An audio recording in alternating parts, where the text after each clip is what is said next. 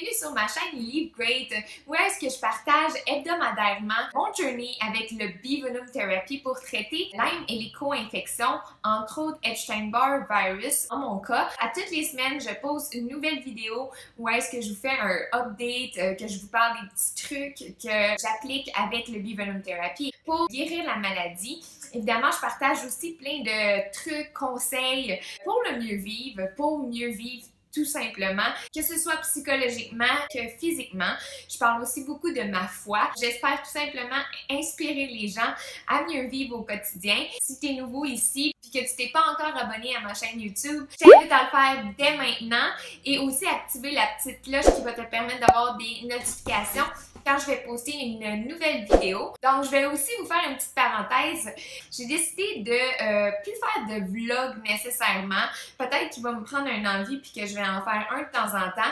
Mais j'ai décidé que, rendu au stade où est-ce que je suis dans le Bee-Venom Therapy, c'est juste plus intéressant si je vous fais un update hebdomadaire plutôt que quotidien parce que mes symptômes ne fluctuent pas autant qu'au début. Donc, je trouve ça plus intéressant si je vous fais juste un update ici et là. Puis j'avais le goût en même temps, en faisant ça, ben de pouvoir intégrer aussi des vidéos juste comme ça, pep talk ou comme ça, là, juste cœur à cœur à parler d'un sujet parce que c'est ma niche, là, tout simplement. C'est comme ça que je me sens le plus confortable. Donc, c'est ce que je vais faire à partir de maintenant. Puis, sans plus tarder, je vous parle du sujet d'aujourd'hui, qui est le retracing, qui a rapport avec le Bee-Venom Therapy. Donc, le retracing, c'est quoi? J'avais le goût de vous parler de ça parce que c'est vraiment partie intégrante du traitement. C'est en retraçant les bactéries, infections, parasites, etc. que votre corps combat toujours dans le fond. Mais peut-être pas assez fort étant donné que vous êtes encore malade. Donc, le Bee-Venom Therapy, je vous explique comment que ça fonctionne un peu pour que vous compreniez le processus de guérison derrière le Bee-Venom Therapy en soi. Le venin, une fois qu'il est dans le corps, va aller stimuler le système immunitaire. Donc, évidemment, on a du poison dans notre corps parce que le venin, c'est un poison. Et là, évidemment, notre corps va vouloir combattre ce poison-là pour éliminer le venin du système. Là, le système immunitaire est réveillé, donc il va être capable d'aller combattre les infections qui vous causent du tort. Les bactéries comme Lyme, Bartonella, les co-infections, etc. Même les parasites, donc même tout ce qui a rapport avec les champignons, les parasites intestinaux. Ce qui est intéressant avec le venin, c'est qu'il y a énormément de nutriments dans le venin également. Donc, non seulement ça va vous aider à combattre, mais ça va aussi nourrir votre système. Aussi, qu'est-ce qu'il y a de vraiment intéressant avec le venin, c'est qu'il va aller réparer les tissus qui sont endommagés. Donc, on sait qu'avec la maladie de Lyme, avec des maladies chroniques tout simplement, on va aller faire beaucoup de dommages à nos tissus, à nos organes et tout. Et les nutriments dans le venin vont aider à régénérer les tissus qui sont endommagés. C'est pourquoi que personnellement, je conseille sincèrement le Bee-Venom Therapy beaucoup plus que les antibiotiques et ces choses chimiques-là qui vont aller souvent détruire votre système plus que le réparer, là, on va se le dire. Oui, ça va peut-être faire un certain travail en allant tuer des bactéries, mais en même temps, ça va vraiment faire beaucoup de dommages à vos organes. Le venin ne va pas faire de dommages à vos organes, il va au contraire réparer les organes, ce qui est vraiment, pour moi, a été l'élément le plus convaincant quand j'ai compris que ça réparait les tissus et les organes endommagés. J'ai fait « OK, là, c'est sûr que je m'en vais là-dedans ». Ça va aussi aider même à faire régénérer des connexions dans votre cerveau. C'est autant puissant que ça. Ça va aller reconnecter des neurones qui ont été peut-être déconnectés. Ça a été prouvé que ça a aidé des gens avec la sclérose en plaques, avec la dépression, que ça a complètement guéri des personnes de la sclérose en plaques, chose qui est assez impressionnante, là, selon moi. C'est très, très, très puissant. Ça va aller aider vraiment là, les gens aussi qui souffrent de dépression, d'anxiété, de maladies psychologiques. Ça va beaucoup aider à ce niveau-là, de troubles du sommeil, tout comme moi. Aussi, ben, ça régule les hormones dans le même sens. Donc, ça va aller tout simplement là, juste rebalancer le système comme il devrait être. Alors ça, c'est la partie Bee Venom Therapy, comment ça fonctionne. J'avais besoin d'expliquer ça avant de vous parler du retracing pour que vous compreniez c'est quoi le retracing en fait. Donc, ça va avec la première chose que j'ai mentionnée, qui est le fait que le corps va réveiller toutes les bactéries, parasites, etc. que vous avez et ça va aller les targeter. Donc, ça va vous aider à aller repérer les bactéries qui ne devraient pas être dans votre corps et ça va par le fait même, les éliminer parce qu'on renforce le système immunitaire. Donc, le retracing, c'est ça. Même, ça va aussi aller repérer les infections dormantes dans votre système qui vous causeraient éventuellement du tort. Donc, non seulement ça va réparer les anciens bobos, mais ça va aussi réparer ceux du futur. Ce qui fait en sorte que pour moi, c'est le traitement le plus intéressant, c'est que vraiment, il va aider à guérir tout le système, à complètement repartir à neuf. Moi, j'y crois vraiment. Je vous en parle parce que je le vis depuis 2 semaines. Je pensais pas que ça allait arriver aussitôt dans le traitement, pour être honnête, parce que la plupart des gens, ça va prendre bon, des fois quelques mois avant qu'ils ressentent cet effet-là de retracing, de retracer des anciennes bactéries. Au début, c'est beaucoup plus un problème d'histamine, là, parce que le corps est comme c'est quoi que tu es en train de me donner, puis là, essaie de combattre l'allergène. C'est souvent plus ce qu'on va expérimenter au début du traitement, ça va être des problèmes au niveau des histamines, donc des rash, des effets sur le système nerveux, mast cell activation aussi. Je sais pas c'est quoi en français, mais c'est souvent représenté par des rash aussi. Donc, ça fait 2 mois et 3 semaines que je suis dans le traitement et ça fait 2 semaines que je suis en retracing. Au début, j'étais comme vraiment pas sûre parce que j'étais genre, peut-être que c'est un Herx, mais cette idée-là s'est vite enlevée de mon idée parce que j'ai commencé à réaliser que c'est tous des symptômes que j'avais déjà que j'avais eu en fait au début de ma maladie. Donc, je vais vous parler des symptômes que j'expérimente depuis les 2 dernières semaines.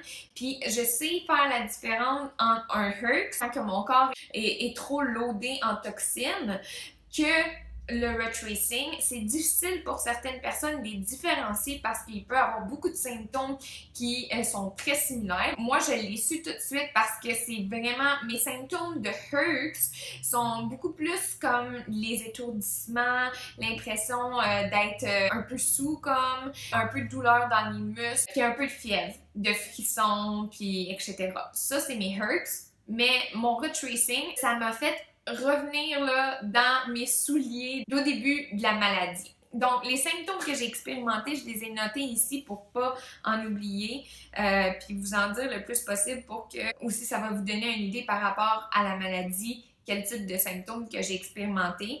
Mais j'ai eu pendant quelques jours là, des douleurs musculaires là, pas comparable à mes Herx en fait. C'était vraiment intense. Quand je combattais activement, j'avais des douleurs musculaires, c'était comme s'il y avait un train qui m'était passé dessus. Là. Moi, c'était pas tant les jointures. Il y a beaucoup de personnes qui sont atteintes de Lyme. C'est les jointures qui vont enfler, qui vont faire du mal. Mais moi, c'est vraiment mes muscles. C'est comme tous les muscles de mon corps, là. C'est comme quand que vous avez une grippe, carrément. Mais par contre, ça va migrer souvent. Donc, dernièrement, j'avais beaucoup mal dans mon bras. En fait, à la fin de la journée, j'ai remarqué j'avais une bosse. Tu sais ce que ça cause parfois même, là. Ça va faire ressortir comme des bosses sur les muscles, sur les jointures, comme enflées, là. Je sais pas comment l'expliquer, mais tu peux comme le sentir qu'il y a quelque chose là. Ça migre un peu dans mon corps, fait que là j'avais mal au bras. J'ai eu mal aussi, surtout dans mon haut de corps en fait, dernièrement. C'était dans mon haut de corps. Ça peut être même dans mes reins, dans mes organes, dans mes abdos, dans mon chest. Mais c'était des douleurs vraiment intenses musculaires. Là, je me levais puis j'étais comme...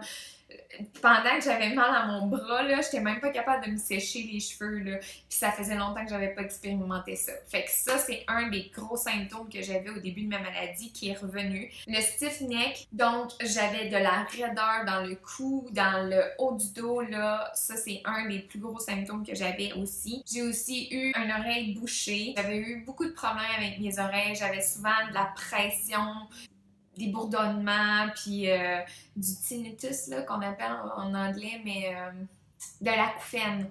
Donc, j'avais eu de l'acouphène, j'avais eu toutes sortes d'affaires dans mes oreilles qui étaient vraiment désagréables. Puis hier, j'ai l'oreille droite qui est complètement bouchée, puis j'avais de la pression dans mon oreille. Puis ça a fini par partir. Au début, j'étais comme, je dois avoir peut-être un otite ou quelque chose comme ça. Finalement, ça a parti. Ça, c'est un des symptômes que j'avais. J'ai aussi expérimenté des engourdissements dans mes membres. C'est comme, tu sens que les membres sont numbs, là. Ça me prend comme tout d'un coup. Ça dure environ, je dirais, 15 minutes que tu sens comme, mettons, ton pied engourdi ou tu vas sentir ta main engourdie, tu vas sentir ta jambe engourdie. Et ça aussi, ça migre, ça va d'une partie à une autre. J'ai expérimenté aussi de la pression dans mes sinus, une pression qui me donne, je sais pas pourquoi là, mais ça pèse tellement sur mes sinus que ça me fait fermer les yeux puis j'ai de la misère à m'ouvrir les yeux. Ça m'amène beaucoup de fatigue aussi quand que ça arrive là. Je suis vraiment fatiguée, j'ai de la pression dans mes yeux, j'ai de la misère à ouvrir mes yeux. Je pense pas que c'est une migraine, peut-être que c'est un type de migraine, je sais pas trop, mais je sais que quand que ça arrive, que ma pression dans mes sinus, elle arrive, j'ai de la misère à ouvrir mes yeux, puis je me sens extrêmement fatiguée. Puis justement, parlant de fatigue, j'ai eu beaucoup de fatigue. Dernièrement, j'avais eu un bon niveau d'énergie, là, je veux dire, avant que je fasse mon retracing, puis etc. Mais là, la fatigue du début de la maladie revient, puis moi, j'ai eu souvent le diagnostic de syndrome de fatigue chronique parce que j'étais souvent exhausted, là, vraiment fatiguée au point que j'étais, c'est ça, j'avais de la misère à ouvrir mes yeux, à comme me lever du divan. C'est une fatigue paralysante. Puis j'avais ça hier, quand j'étais arrivée de travailler, j'étais tellement drainée, là. J'ai fait un somme, puis ça m'arrive jamais de faire des sommes, là. C'est vraiment signe que j'étais drainée. Aussi, j'ai de la fièvre, donc de la fièvre, je dirais modérée, là. Ça tourne autour du 99,5, 100. Ça fluctue aussi, là. Ça va arriver des fois le matin, des fois le soir, ça varie vraiment d'une journée à l'autre. Avec ça, j'ai des frissons, j'ai aussi du mucus post-nasal que j'ai beaucoup eu dernièrement, que j'avais pendant le début de la maladie. J'ai aussi eu beaucoup d'inflammation, que je sentais tout mon corps inflammé en dedans. Puis enfin, j'ai eu des ganglions enflés, donc je sens des fois mes ganglions qui me font mal, puis ça, c'est signe qu'on combat. Donc voilà, ça c'est du retracing pour moi parce que tous les symptômes que j'ai nommés, c'est tous des symptômes que j'avais au début de ma maladie. Donc je sais pas quel virus que je suis en train de combattre ou quelle bactérie ou peu importe, mais le venin commence déjà à faire son œuvre, ce qui est impressionnant. En passant, ça fait un mois que je suis pris à 6 piqûres par session, donc 3 fois par semaine, parce que j'ai l'impression que je peux pas évoluer parce que ça me cause beaucoup de soucis là, dernièrement, comme vous pouvez voir. Fait que je trouve que c'est important de continuer d'écouter mon corps puis d'augmenter vraiment juste quand que je vais sentir que OK, mon corps est capable d'en prendre une de plus, mais pour le moment, c'est pas le cas. J'aime mieux y aller doucement. Donc, je suis à 6 piqûres, puis en espérant augmenter à 7 bientôt. Ça devrait aller comme la semaine prochaine, quelque chose comme ça, j'espère. Donc, voilà, j'espère que vous avez apprécié. Sur ce, faites-moi un thumbs up, puis commentez la vidéo. Ça me fait toujours plaisir de lire vos commentaires et je vous dis à très bientôt dans une nouvelle vidéo.